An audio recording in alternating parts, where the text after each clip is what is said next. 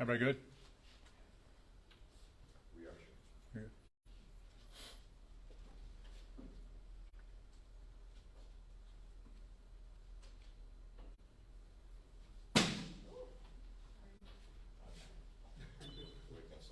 good. Good. All right. Good afternoon. First and foremost, our job is to protect the family right now. The dignity of this case, we want to, well, dignity for the family, dignity of the victim, we want to make sure we protect that. I'm not going to get into how gruesome this case was. There's no need to. This will live on for infamy. This family have to live with this. And so to them, our prayers are with you. As you said, our victim advocates are with you. They will stay with you. Whenever you need them, just call them up. They do an outstanding job. To the detectives, to the forensics unit, the ME, everybody who was involved in this investigation, I want to thank them personally because it was a horrible scene for them out there for several days. It was tough. And for the neighborhood that had to have, with us being out there, I know there's a lot on you too. So I just want to get that out there because these are just a gruesome case and this is horrible. And I'll get a little into it further, but it's just one of those things you can never answer the why. And that's what I feel horrible for the family for. So our victim was an Uber Eats and DoorDash driver. I mean, you watch the video, he was a guy just like everybody else, just trying to make a living for his family. And on April 19th at 2:30 p.m., he had dropped his wife off and he started doing his deliveries. His wife and him were communicating via text. At around 6:43, she sent him a text. He responds back and says, yeah, this is basically my last one. I'll be home soon. And he was right around the corner from their house. At 7:13, she sends a message, but there was no response back. So late April 19th into the 20th, she reports him missing. Our patrol goes out. They start doing the investigation. Wasn't a few hours later, they hand it off to the missing persons unit. Our missing persons unit then takes over the case. They actually, later that morning, our missing person unit reached out to Uber Eats, and they were able to provide us some information and his last known GPS coordinates. We post this information on our social media, hospitals, fire rescue, FHP, databases. We kept reaching out to find out, could he just been missing? Did something happen? That was he in a crash? So we're just trying to figure those things out. The GPS showed that he had gone, his last known location was 3438 Moog Road, which is down Holiday. Detectives went to the house, walked around it. There was nothing really suspicious on out there. Nobody answered the door. And so there's actually a body of water across the street. They looked over there to see if maybe something happened. There was no evidence of anything going on. But we kept following up on leads. On April 21st, we actually go back to the house at 3438 Moog Road. At that time, we were able to make contact with the roommate of the suspect. The roommate was able to provide us video, and you can actually see the victim walking up to the house to deliver food, but the video cuts off at that point. You can also see that that was around 6:45 when the video cuts off, or 6:55, right there when he was walking up to that house. You actually see on the video that the following day, so that was the 19th when he delivered the food. You actually see on the following day, on the 20th, the suspect, Oscar Salas, was carrying trash bags with another individual, and you can see them carrying these trash bags around the side of the house. So our detectives did the right thing. They asked for permission to go through the trash bags, to go into trash bags. There was several of them, and unfortunately what we found inside of some of those trash bags was human remains. So at that point, we held the scene as a crime scene. We were waiting for Emmy, the medical examiner, to come out. Forensics came out.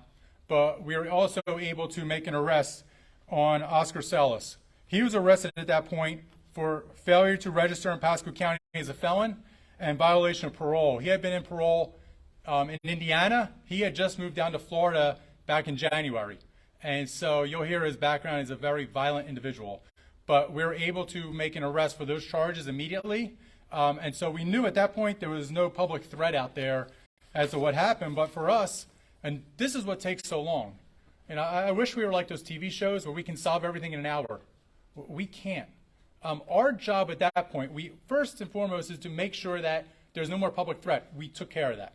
Our second issue at that point was we had to identify the victim. And so the following day we were able to do that. But the other part too is we have to build a case. Because I know for many people, everybody wants things done immediately. I just want a solution. I want this done absolutely like within seconds because we're used to that with Google. But the problem is it doesn't work that way in the real world with cases.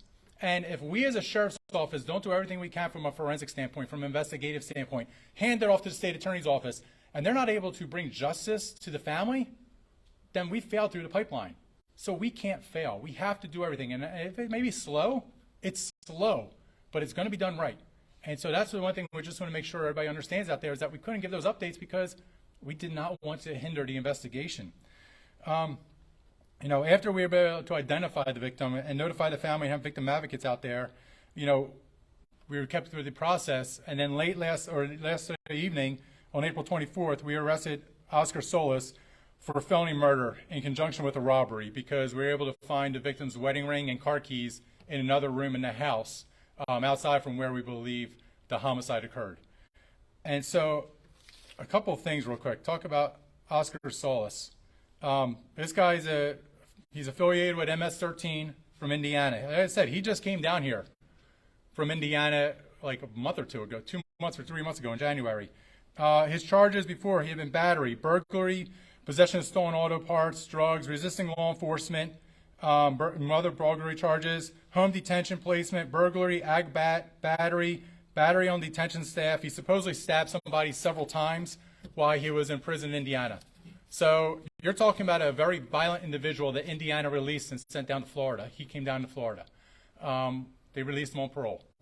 And so unfortunately, now we have a hardworking guy, a loving husband, who's no longer with us because this violent individual killed him. Our call for action we're asking right now is that there are several pictures, these individuals, and I'll tell you, if you're one of those individuals or you're the parent or guardian of one of these kids, it looks like they're young adults, they're not in trouble. We just need to know who they are. Can they come forward information? They were actually in the house about an hour before the homicide occurred. So if anybody has any information, please come forward. As I said, you're not in trouble. We just need to keep building this case because we in Florida will bring justice for this family. We'll ensure, through the state attorney's office that, the family realizes that we did everything we can because this victim, I go back to it's sad. It's horrible. And the one thing, us as a command staff, we get these updates on the homicides, we get information. And as I start the press conference, and I'll tell you this, I kept asking, what's the connection? Because unfortunately, a lot of times in homicides, there's a connection there. Sadly, we know domestic violence is horrible. We know that, there's drug addiction, drug dealers that will shoot each other over drugs and, beefs over gang or other issues or business partners that are mad at each other. There's something that you can say, okay, there was passion, there was anger. This was absolutely a horrific crime of passion. This person, you always say the word evil, but this is demonic. This individual what he did was demonic. But at the same time, we couldn't answer the question why. What the relationship? There doesn't appear to be any relationship. All it appears is that there was a gentleman who was working, was doing his last delivery of the night, and this person killed him for no reason. And he took him away from his family. So please, if there's anybody out there, any other information, please provide it to us, get it to us. We're building up this case. We're working with the state attorney's office, but we're going to ensure that in Florida there will be justice. So with that being said, any questions? Those kids, do the roommate know who they are? I'm not sure. I'll let one of the detectives, if you guys know if they. Name's Roger Middleton, Middleton. I'm a detective in the Major Crimes Unit. The roommate does not know any of the children, but says there's several children that come in and out of the home often. Do you expect, are you concerned that those children are alive or not? There's no indication anything other than they just were visiting the home. And the guy, he just moved here, so does he have any family here, the suspect? They don't know. His father lives locally, and we've been in contact with him. Were he the suspect and the homeowner the only two that lived in that home, or did they rent, or who would those kids be visiting? It's unclear. It's where we're wanting to locate them and speak with them. But is he the homeowner, or do they both rent or the home is rental. So, are there any potential charges against the roommate or any other individual who may have known anything or participated in this? Well, that's we're going to keep building the case, but this is the spirit. Anything, and the detectives found out that anybody knew anything. Even the other individual who's taking the trash bags out, just somebody who the father had sent over to help him. You know, the father had somebody that would go over to drive him places, would take him places. So that was the person. Just somebody's like, hey, I'll help you move the trash. The roommate actually made a comment to the detective saying, I was surprised the guy actually took trash out. Like, guy finally did something. The other information is that the suspect may be a gamer. So maybe that's why these other kids are over there. They're hanging out the video games, not sure. But these are other things. This is why we need to figure out some of the information. He is, how old was he? 30? 30 years of age. We don't know how old these kids are. We don't know who they are. They could be 18, they could be adults, they could be minor. That's what we don't know. Is there any relationship between the two roommates as to why this guy comes from Indiana and ends up in that house? So the house is leased to the roommate and this gentleman's father. And when he came down from Indiana, his father moved out and allowed Oscar to move in. And the roommate, he wasn't home at the time of any of this. Did he say where he was at? Or? He was not home, and it was corroborated. Are you guys aware of any MS-13 activity that this man was affiliated with other members of MS-13 in the area? I don't think. Nothing? No. And with him not having registered himself as a felon, what are the procedures in place to catch people that aren't registering themselves when they move states?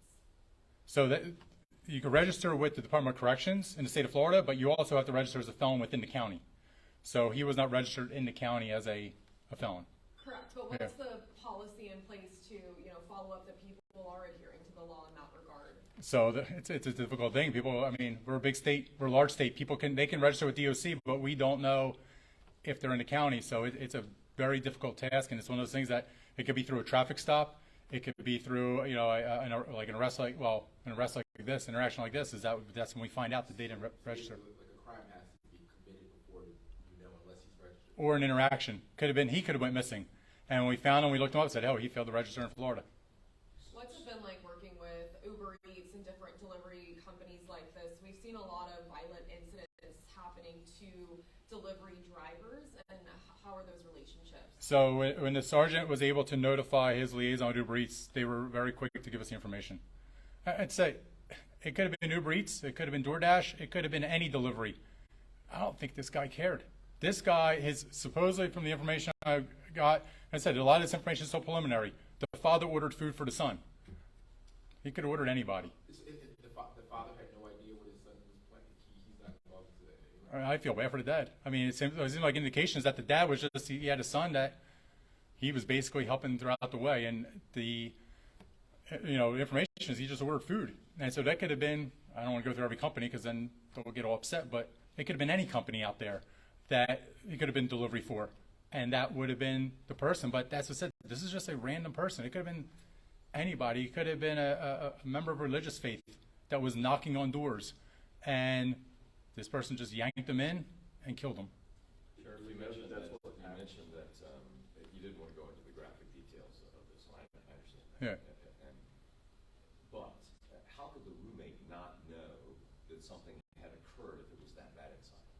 I'll let Not much want to speak on it, still Yeah. ongoing, but he wasn't home at the time, and when he came home, it was night, and then the detectives were out the next day, and he had actually been with his family away from the home until we made contact with him. How's the victim's family doing right now? I know our victim advocate's been working with them. I don't know exactly. I can only imagine. I can't imagine. Let's put it that way. I can't imagine what they're going through. The heartache, the heartbreak, the fact that she's texting him, she's nervous, and honestly, you're talking about caring. I mean, she kept texting him, and then she notified immediately. Hey, what's going on? Where's he? I mean, she did everything she could. Evil just came. I mean, this person was just demonic in what he did, and you feel horrible for that wife. And just pray for him. Most of these delivery services, ring the doorbell and leave it at the door. Is there any indication as to why there was an interaction between the two, and did he forcibly bring him into the home? So the camera shuts off. So that's the sad part, is that when you watch the video, and the detectives, it's part of the investigation, but when you watch that video, he's literally standing there just waiting, and he probably was thinking to himself, am I at the right house? Because nobody was answering. But then the camera goes off. And we don't have the video of him getting taken inside. Why does the camera go off? It's part of the investigation. I mean, we all have common sense. We can all believe and have our understanding, but until it's 100%, this is exactly why. Look, you all can say those things because in court it doesn't matter, but if I say something, that could be brought up and I can't say it. Did the detective find any blood in the house at all? Sorry. You keep going. That's all right. There was a substantial amount of evidence inside, but it's still being wrapped up and completed. Speaking of evidence, when you guys said you went out there, one of the times you also looked at a body of water, like a pond or something. Did you find anything in there? They were out the day prior on the 20th just to look as far as the missing person investigation, just based on the GPS location of the victim. For sure, but did you find anything in No. the water? You did not find anything. Not that day, the 20th. There's also like rumors that he possibly is part of a gang initiation. There's nothing evidence that will lead to that, but the question about the body of water, I'll go back to that. So basically what they were looking for was tire marks, something that would have shown that somebody entered the water. A lot of times the missing person calls, we have to, anytime there's a body of water, you constantly are looking, whether it's a person with dementia, a child, somebody suicidal, you always are looking around if there are any signs. So until there's actually evidence to say, okay, further, then we really send people in that water to start searching. But there was zero evidence of anything that somebody was in. The victim's car, was it there at the property? Who? The victim's car? The victim's The victim's car, yeah. Was it? It was located abandoned just like a third of a mile away from the home. Is it ever too soon for you to call the sheriff's office with concerns of someone missing? No, I mean that's the one thing. I can imagine, because of police shows, everybody thinks that our biggest calls for service are, robberies, homicide, all these. A lot of our calls for service are missing people. That's the majority. That's why we consistently post them out there. And so we tell people, hey, look, we're going to do everything we can because we know that somebody's loved one. Why do we have one of the largest canine units? It's because our dogs are consistently out there searching for missing people. Our bloodhounds, our live-fire dogs, our cadaver dogs, we're consistently out there looking. And so that's one of the biggest calls that I know we as a sheriff's office, that's one of our larger calls. I can imagine for all law enforcement, it's people go missing. And so how do you find them? What do we do? So that's why we take it extremely seriously. But as I go back to that point, it's never too early. From our standpoint as investigations, we will say, hey, look, these are the steps that we usually take. Whether somebody ran away, whether it's an adult, what we can and can't do. But at the same time, is we know that's somebody's loved one. And so when being somebody's loved one could be one of our loved ones. And so we take it extremely seriously, but we have our procedures in place. We have our plans in place. And so it could be that kid that ran away 100 times, or it could be that person that went missing the first time. We take them all very seriously. You mentioned that the keys were found inside the house, the keys to the car. The keys. Yes, sir. Yeah, the keys. I'm sorry, the keys to the car. I knew his ring was, but I knew the keys were, yes. But yet the car was found a third of a mile or so away. Do we know who may have moved that car? Do we suspect that it could be? Still reviewing. Still reviewing, still under investigation. To say the neighbors have any surveillance cameras, but I probably imagine we went to every neighbor about 12 times already. But you have anything, let us know. Do you expect to release the name of the victim anytime soon? No, I mean, the family can, but we won't. Was the victim Hispanic as well? We're not going to release that information. How cooperative is the father of roommates being? So as of right now, they're being very cooperative. Everybody that we spoke to has sat down and spoke with us and helped out. Any other questions? His gang affiliation, does that date back to his time in Indiana, yeah. He wasn't in Florida that long. When he was on parole in Indiana, how does that work with working with those entities at this point? With Indiana, so our Department of Corrections will work with their Department of Corrections. Yep. So, obviously, this is a second story that we found around delivery drivers. Do you have any tips for people who maybe are delivery drivers who say? So tips for delivery drivers, I would say, it's like anybody who's out there. If you're knocking on a stranger's door, and I get this is the same thing also where people, they go online and they buy stuff from each other and they meet up. For people who are buying stuff and meeting up at places, I'd say always meet well-lit place, a gas station, the middle of the gas station, meet there because there's cameras, there's people out there. If you're a delivery driver, if you don't feel comfortable, don't go. We have body-worn cameras in law enforcement to protect ourselves and protect other people. If that's something you want to do is videotape everything going on. If you want to be on the phone with somebody while you're going up to that house, do that. There's nothing that stops you. You're in a public place. You can do what you want. But as I say, and that's the thing, it's not about the victims here. It's not blaming them, and I don't think you are, and I don't think anybody is. But the issue is we just got horrible people out there. And so always remember that. There's just horrible people in this world. There's just people that are just hell-bent to do evil. And so, no, he's not. So that being said, I appreciate it. By now, if those individuals can come forward. If the family knows them, please come forward. We want to get some more information because we have to bring justice for his family. Thank you all very much.